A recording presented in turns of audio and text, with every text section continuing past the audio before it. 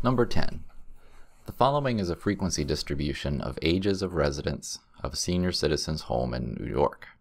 Fill in the midpoints, then calculate the mean and the standard deviation. Round to 2 decimal positions. You may assume the data represents a population.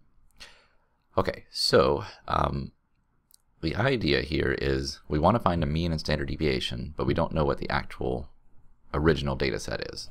We only know how it's distributed. So what we're going to be using is a weighted mean and a weighted standard deviation. So the way to do that, we need to first find midpoints for each of our class ranges. So 60 plus 67 divided by 2, the first midpoint here is 63.5. Oops. Oh. 63.5. So, since that's our first midpoint, that'll go there. Now, the next midpoint is going to be 71.5. And the reason I know that is because if I go from 60 to 68, that increases by 8. So that's my class width. And the lower class limits, the upper class limits, and the midpoints are all off by the class width. So if I just take 63.5 and add 8 to it, then that gives me 71.5. That'll be the next midpoint.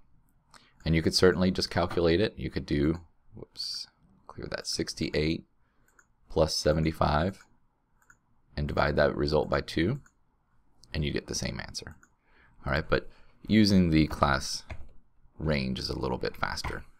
So 79.5 would be the next one, because 71.5 plus 8 is 79.5.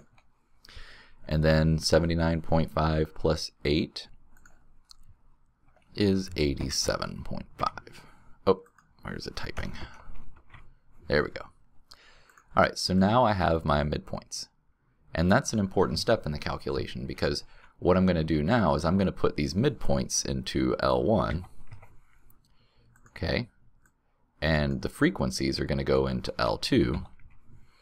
So then when I do 1var stats, I'll do 1var stats L1 comma L2, and it's going to give me weighted statistics rather than just, plain old statistics.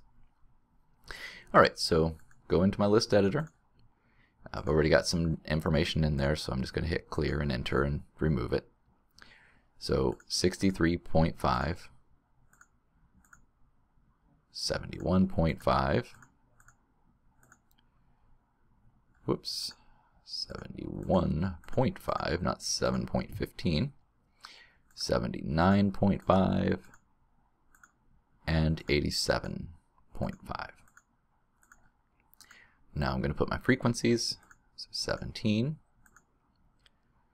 24, 8, and 4. Okay, once that data's in, now I'm going to do 1var stats. Oops, slide over here to calc. But I have to tell it that my data is in L1 and also in L2. It will only default to just L1. So now I'm telling it to do weighted statistics, and it'll do everything for me here. So I've got the mean, 71.35, rounding to 2 decimal positions. The standard deviation, well, it is data that's a population, so I'm going to be using the sigma x, so 7.03.